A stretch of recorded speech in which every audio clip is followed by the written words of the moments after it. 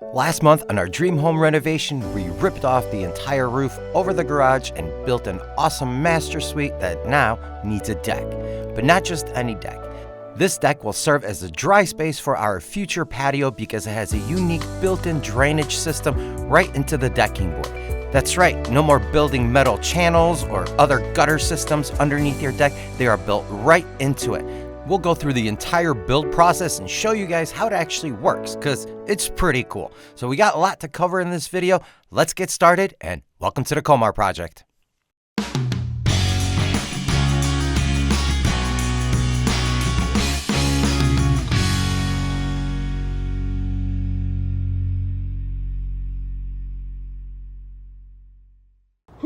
All right, so we got our posts, and these are 6x6 treated posts that I'm going to be using to hold the entire beams. The beams are PSLs, which are parallel stranded lumber, which means that it's got long strands that are adhered under pressure, giving us the ability to run really long spans without any support. So these are going to be great. It's pretty much the same thing as a microlam. However, a microlam is used for indoors only. You can't use a microlam outside. PSL, just like treated lumber, you could use it outside on decks, long spans, and balcony deck, just like we got going on. First order of things, we got to set up our scaffold so we can actually get up to where our deck is going to be. And you might be saying to yourself, hey, this is a balcony, not a deck. And technically you are right, because for now it does not have stairs. But we will be framing this thing in with a landing that'll allow for a spiral staircase down a road, and that is going to make it a deck. So it's not the height that determines its classification, but whether or not it has a set of stairs.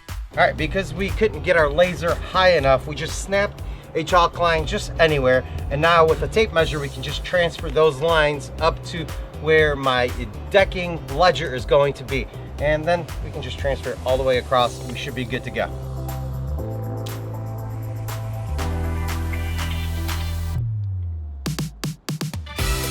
You're gonna fall!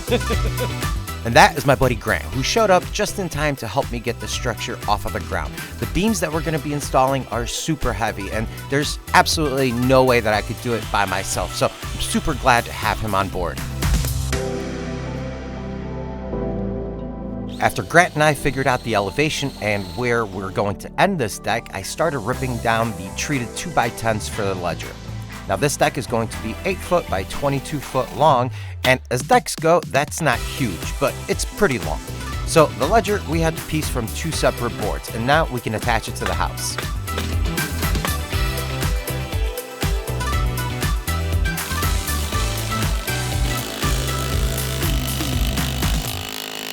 All right, so these screws, these are essentially taking the place of lag screws. So instead of having a big old lag screw, all you need is one of these now.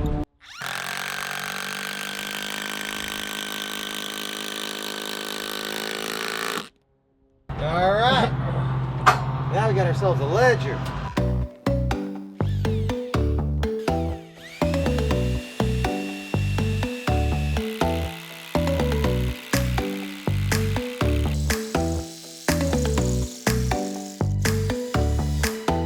All right, and for our posts, we're gonna be setting them on these metal brackets with these wedge anchors. Essentially, this will go in here, and once we tighten it up, it's gonna open this up and get set into the concrete, making this permanent.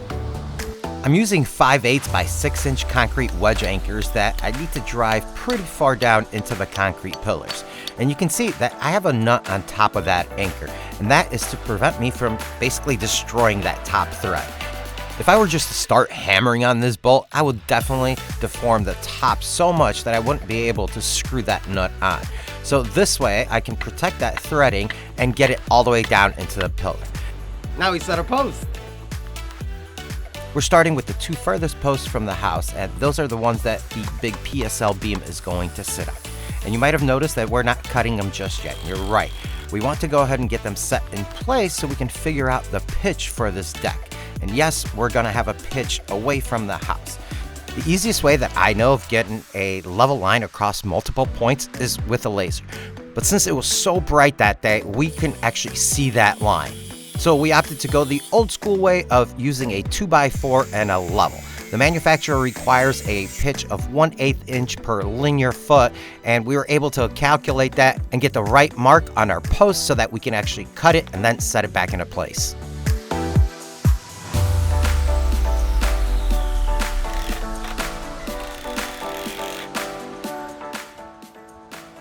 Okay, now for these big beams. And yes, they are big and they are heavy, so having 2 people definitely helps.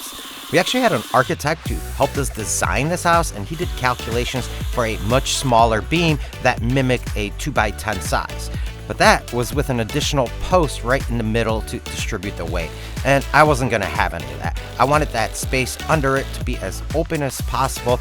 And with a span of 18 feet, we really had to upsize the scale of them.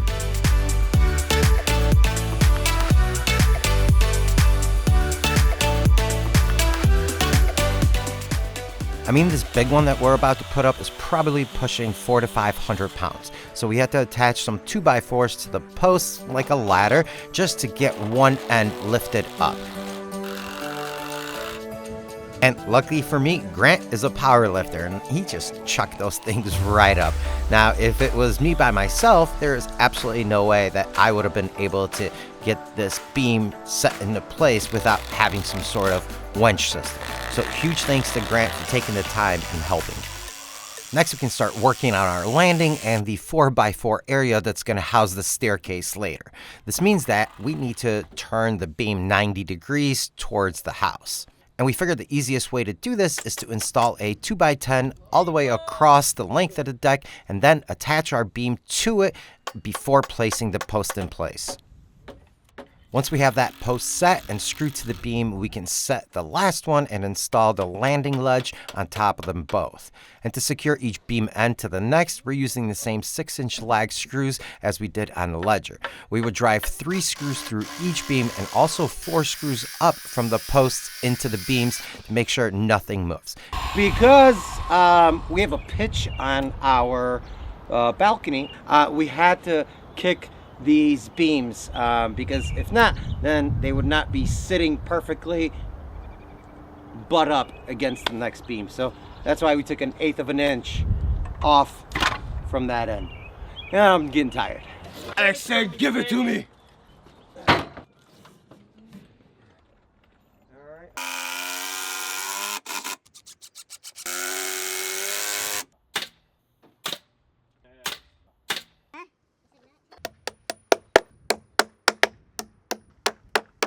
Okay, that's the frame. Tomorrow we're gonna set the rest of these joists and then we can start putting our decking on top.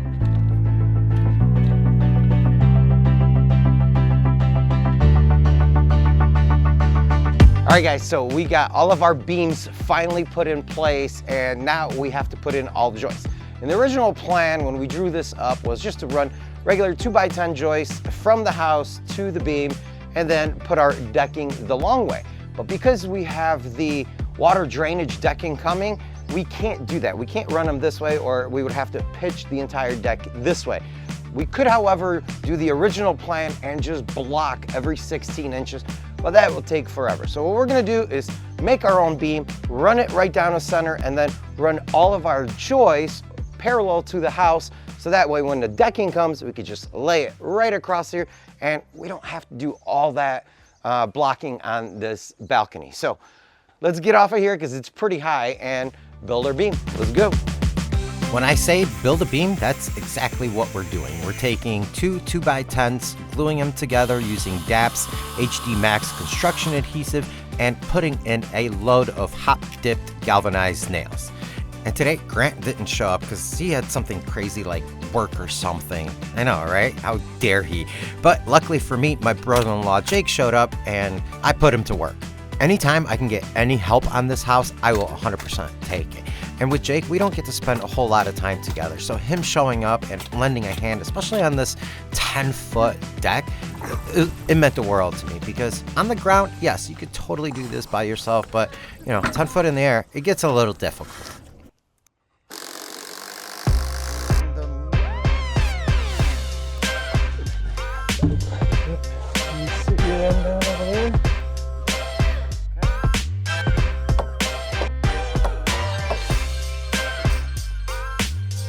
Bubby, we are good.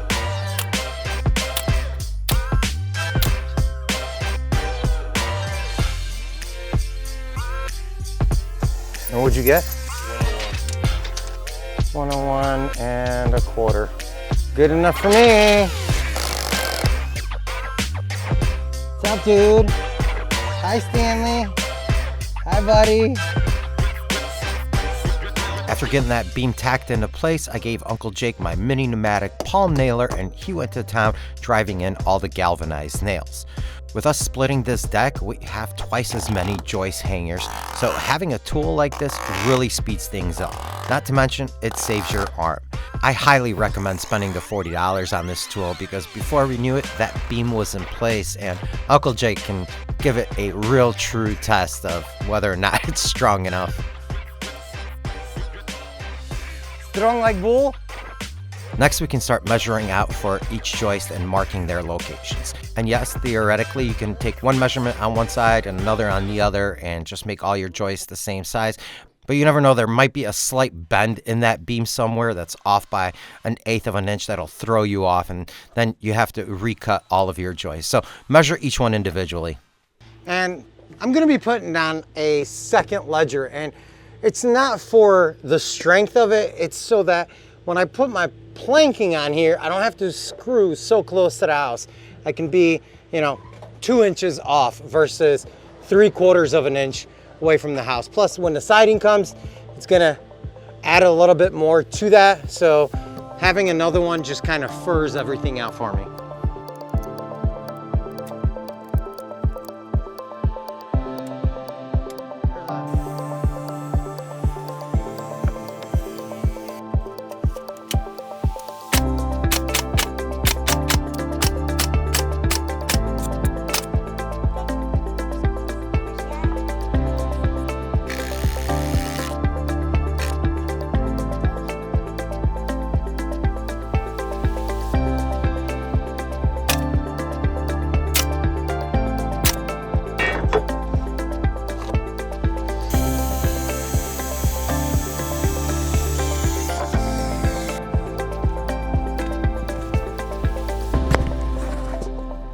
Things are moving along very well. We figured out a system where Uncle Jake will do most of the cutting and I'll start setting them while that's happening.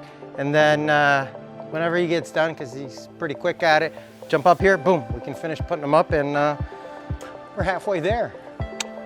Moving. Hey, what are you doing? What are you doing, buddy? You got yourself a stick? I'm sorry, I didn't mean to interrupt. Yeah. Okay. All right, so we got all of our joists in yesterday, and today I really want to get to the bracing portion of them because when these came, they were wet. And what happens when a piece of lumber goes through a drying process, it twists, it bows, it warps, it does a whole lot of funky wonky things that we don't want them to do.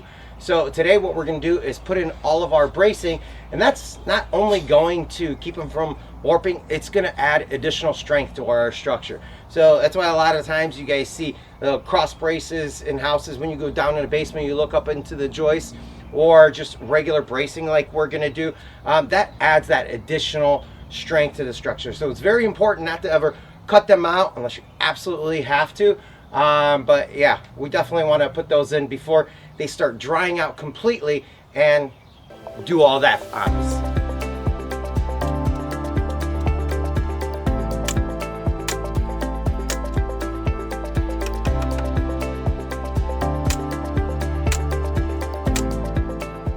All right, guys, so that is our deck structure. We have all of our bracing in, all of our hangers are on, and this thing's not going anywhere. So we're almost ready to start installing our decking boards that just arrived from Michigan. But before we can do anything with them, we gotta make sure that this deck is flashed properly. Luckily for me, my siding crew just arrived to install the hardy siding, and I asked them to do all the flashing on the underside and on the top of the deck as well.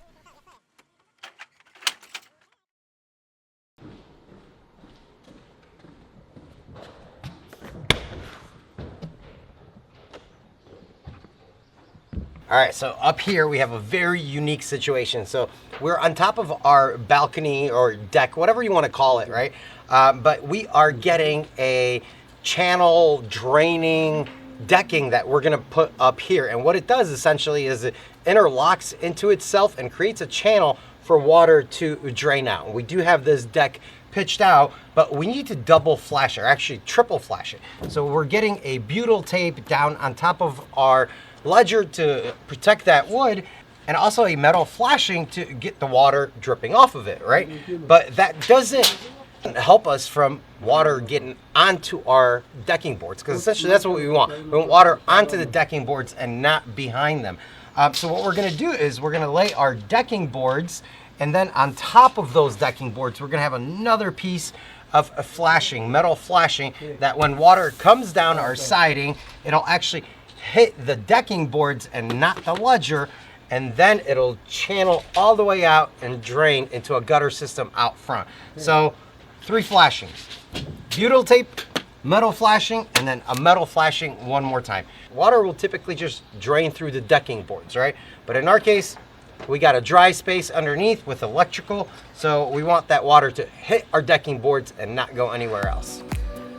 The guys are making the flashing on site, but you can always get some pre-made Z-flashing or something like that at your local hardware store that will work just the same. It gets nailed using roofing nails, and a siding strip goes right on top of them. That is if you have siding. Now, you don't actually have to do this before installing the board. You can always put the flashing on the boards after you install them, and that's what we were going to do. But due to the timing of things, I couldn't get the boards installed before the siding guys arrived. So we came up with a plan where we did it beforehand. That way the guys can continue installing the siding, and I can worry about getting things leveled out on the deck. Because we've gone through cold, rain, and blistering hot days since we installed this thing, some of those beams have swelled up a bit. And even though their massive size doesn't show it, there is a little bit of discrepancy between them.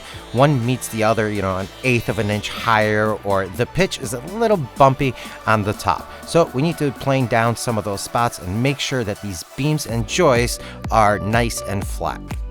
With that all straightened out, we can go ahead and start working on our decking. And we're gonna begin with the left side of our deck where the landing is. Because this landing is butting up against this small roof line here, we actually need to notch it so that it extends past the structure and has that little 1.5 inch overhang. So we need to go down into the shop and make some cuts. But before we do that, let's actually talk about these decking boards and how they function.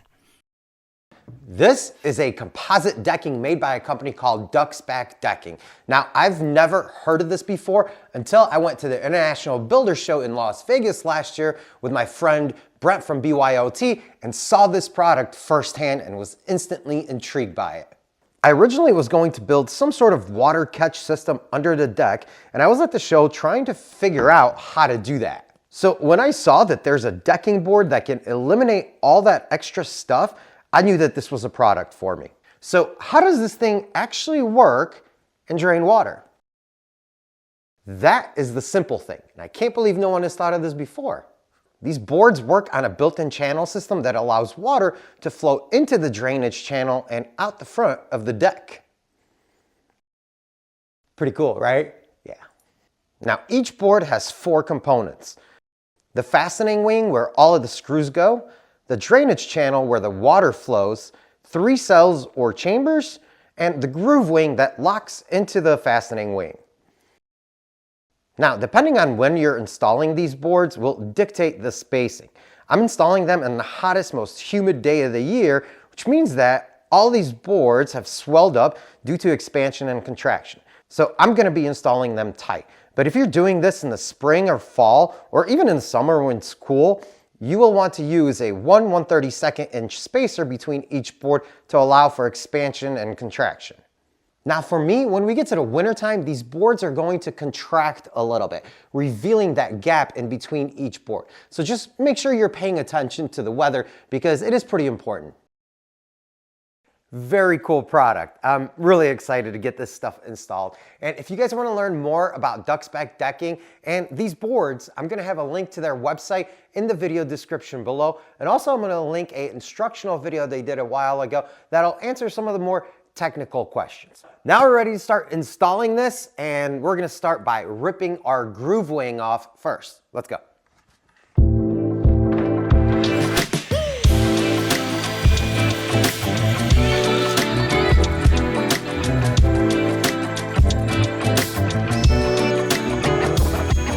The reason we're ripping off the groove wing is to be able to start our deck with a nice flat end that overhangs our deck and to be able to lock the next board into it. You see what I mean? Just a little bit, but first we have to smooth out that board end.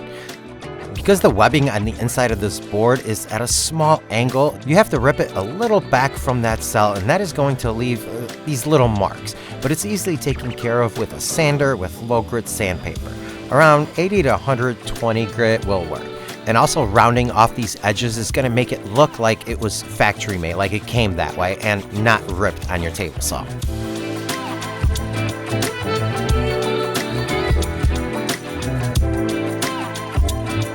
Now I can place that board up against that roof line and mark our next cut piece. Remember, this thing, it needs to overhang our deck, and this roof line is in the way. So we have to notch it out to get that board further out. Now, if your deck starts normally with a straight board like 99% of other decks, you won't have to do this part. But if you're partially up against something, or your deck shrinks or gets bigger like ours will from our landing to our deck, you will at some point have to notch these boards. And it's not a big deal, it's a fairly easy process.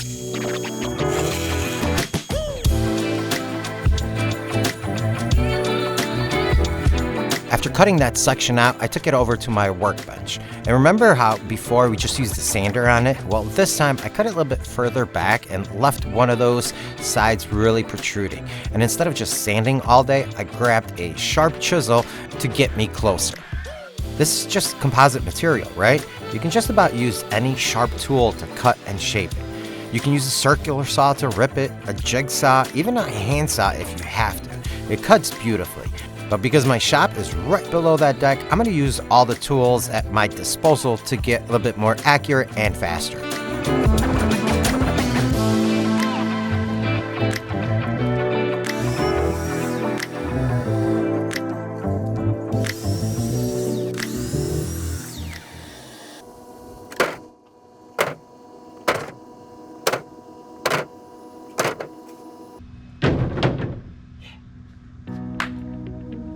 To install the first board and make sure our deck is watertight, we need to put down a generous bead of silicone sealant all the way around the perimeter. So on the beams and on the top of our flashing that's covering the ledger. Then I can place my board underneath our flashing and drive a screw in and move it back 3/16 inch from the wall for expansion and contraction. I'll touch more on that a little bit later, but then we can drive our screws through the face on that first board only. And when driving into that first board, you want to make sure you're right in the middle of one of those cells and you're not over penetrating the board. You want it to be nice and flush. Then on every board at the ledger and the last joist, I'm going to be placing a provided mounting clip and secure it using a 1 5/8 inch screw at a 55-degree angle or close to it. Don't overthink it. Then on every board moving forward, we're going to be placing a big old bead of silicone at the end of that drainage channel close to the house to prevent wind water blowing back towards the house. And then we can secure that board at each joist location with the same 1 5/8 inch screw.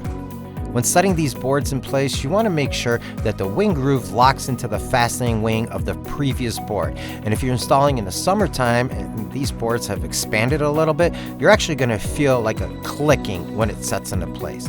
And before you screw it down, you want to pull that board up against the house and then a minimum of 3/16, about a 1/4 inch back out. This is going to help that expansion and contraction we talked about earlier. Just like with flooring, you don't want to install up against the wall. It's the same process. That board, when it swells up, it needs somewhere to go, and that little space is crucial. All right, so the next one here is going to be another special cut. So because I'm going to have a fascia here, we're going to have to trim off a little bit off of this next one. But I need to make sure that it starts even with all of these. So this is gonna be our first long piece, and it's gonna overhang here. 43 3/4. Yep, let's do it. This is another situation where you might have to notch a board when your deck goes from smaller to bigger or vice versa. But this time I'm working with a full board, but the process is pretty much the same. I'm gonna take it over to my table saw, rip it as close as I can to one of those cells, and then remove that notched piece. And then we can go ahead and just work it nice and clean before taking it over to the deck and getting it installed.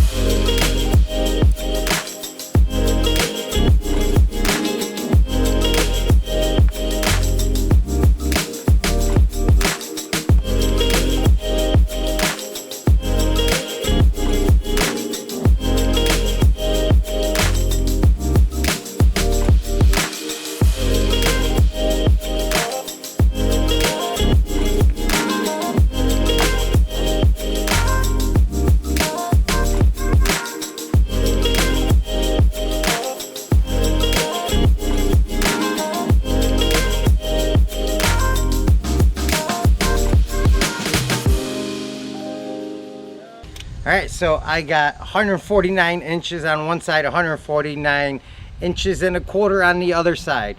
Over a 15-foot span, we can easily make that up. But yeah, you want to be checking sporadically where you are to make sure that you're not drifting off to one end, because you don't want to get to the end of your deck and come to find out that you're like 4 inches off, and you know, that's a big problem at that point. So just check every 4, 5, 6 boards, make sure you're there. So we're gonna make it up 1/16 of an inch at a time, and within 4 or 5 boards, we got our quarter.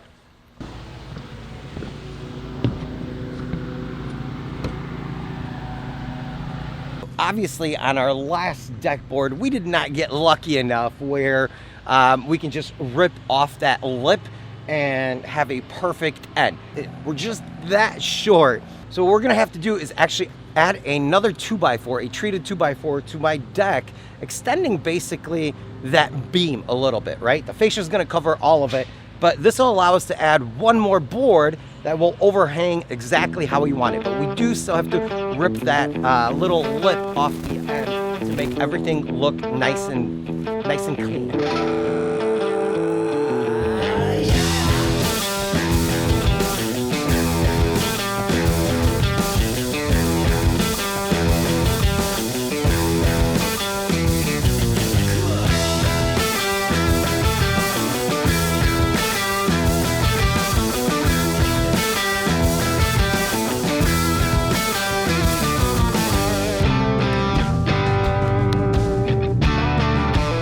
After extending my deck by 1.5 inches, I can take my last board into the shop and rip the wing and most of the first cell off. But this time I really left one of those sides protruding high. It's almost 1/4 inch. I think even using a chisel will take forever. So this time I'm going to take it back to the table saw, lower my blade where it's only going to take that groove off, and run the entire board through one more time.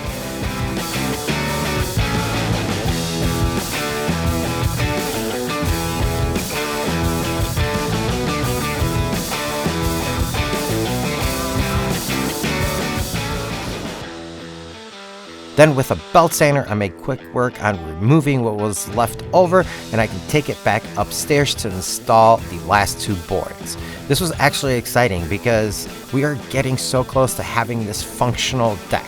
I mean, this entire house is in disarray and in full construction mode, that having a place where I can sit down in a chair, eat a sandwich without having dust or tile mortar flung at me, it means a lot.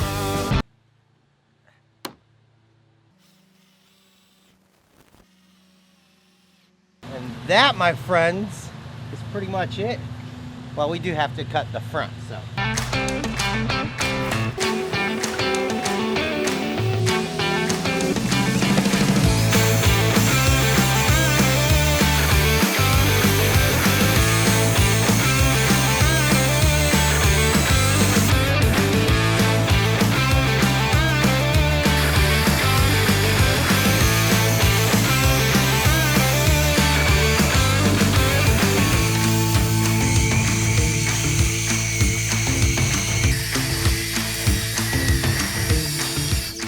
With the end of our deck cut, I'm gonna go ahead and start installing the end caps that allow water to actually flow through that deck and out the front. Now these end caps come in two different types. There's a left end cap and a right end cap. And depending on which side of the deck I start will determine the type of end cap that I use. And because I started on the left, we're going to use the left end cap, which has the opening on the left hand side. These boards are asymmetrical, which means that they're different on both ends. So depending on which side I start, the interlocking of both boards will determine where and how that drainage channel is created, which in turn has to correspond to the correct end cap. Hope that makes sense to you guys because it took me a little bit to figure out how it all works. But now we have a deck that is almost finished. The last thing that we need to do is apply another big old bead of silicone sealant to the top of our boards at the house side, right underneath our top flashing. This also has to do with wind blowback of water and preventing it from reaching our house. We placed a bead of silicone inside the channel and now on top to close the system in. And that, guys, is it for this installation. Honey Bunny and I absolutely love this deck.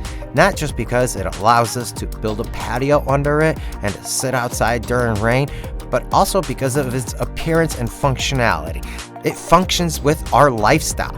We don't want to be out there sanding and staining our deck every couple of years or so.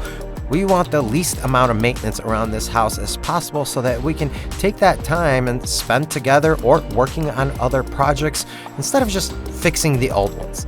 And this one, I don't have to worry about for a very long time. You might have also noticed that we did install the cable railing system on this deck, and that sleek modern combination with the ease of installation really sets this deck off, and we'll be releasing that video shortly, so make sure you guys are following along and have that bell notification turned on so you don't miss it.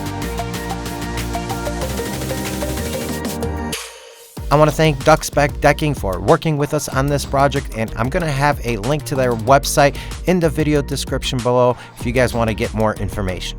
Thank you so much for joining me on this experience. I will see you guys next time.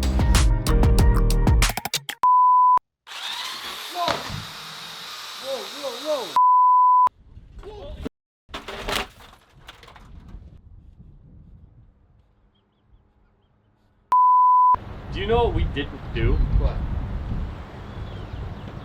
What? Subtract that before we carried that thing up. No! You did, didn't you? You crazy girl.